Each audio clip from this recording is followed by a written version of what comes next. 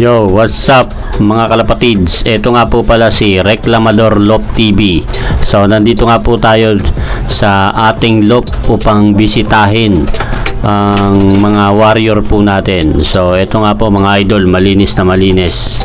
Dahil nagpalipad nga po tayo ngayon, araw ng Lunes. So, nandun nga po yung mga warrior natin, mga idol. Kaya wala nga, kung mapapansin nyo nga po yung ano natin, loop natin wala nga po, malinis na malinis. Malinis na malinis po yung mga paano nila, B-perch. Ako lang po nagdisenyo niyan, kaya medyo hindi po kagandahan. So ito na nga po, yun nagpaligo nga po tayo. Ayan itong basang ibon na to, mga idol, ikakarga nga po natin ito sa norte, sa Burgos, sa araw ng Biyernes, mga idol.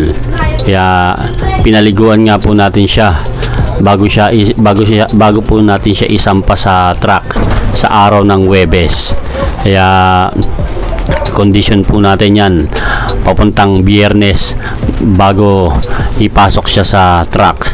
So tingnan po natin mga idol. Ito, ayan po yung mga warrior natin sa labas. Ayan mapapansin nyo mga idol, ayan yung mga pang ano natin, pang south natin, itong dadating na south. Dahil sa Martes sa lalaruan nating club mga idol, first training sa sigurado mga Tanay Rizal yan mga idol. So ito nga po yung ikakarga nating ibon sa Burgos, Lawag, Ilocos Norte sa araw ng Biyernes. Dahil yung isa po natin kinarga noong linggo, mukhang hindi na po siya sinuwerte dahil hindi na nga po siya nakauwi mga idol.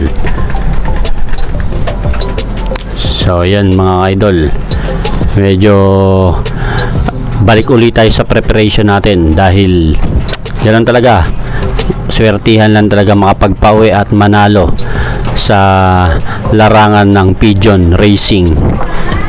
Laban lang ng laban mga idol, dahil wala namang nananalo kapag sumuko agad walang nananalo kapag sumuko ka agad sa sport ng pigeon racing. Laban lang po tayo ng laban, ganyan lang talaga. Kahit mga big loop gumugulong din po yan, katulad nating small loop.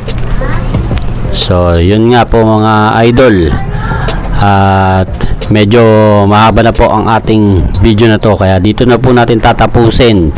At paki-suportan nyo naman po mga idol yung ating YouTube channel na Reclamador TV. Maraming salamat po and God bless.